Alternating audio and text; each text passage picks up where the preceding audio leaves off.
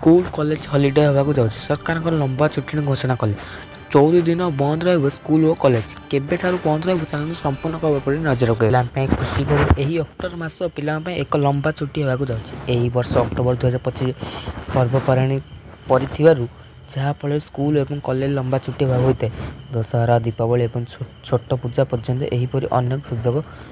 जितेबाला school college और सरकारी कार्यालय बंद रहा अर्थात स्कूल गुड़ा प्राय 14 दिन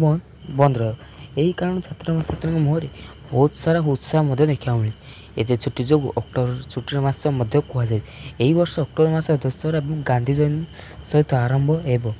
महर्षि वाल्मीकि जयंती करवा चौथ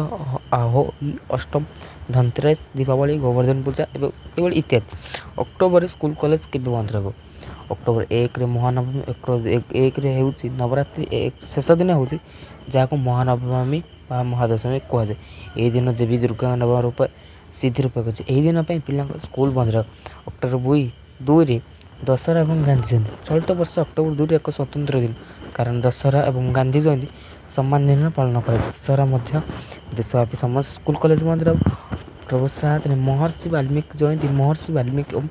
देशव्यापी पालन कर दिन स्कूल कॉलेज छुट्टी हो 10 अक्टोबर करवा चौथ छुट्टी रहा 13 अक्टोबर आहो अष्टमी पर्व पालन छुट्टी रहा अक्टोबर 18 धनतेरस एति संपूर्ण खबर।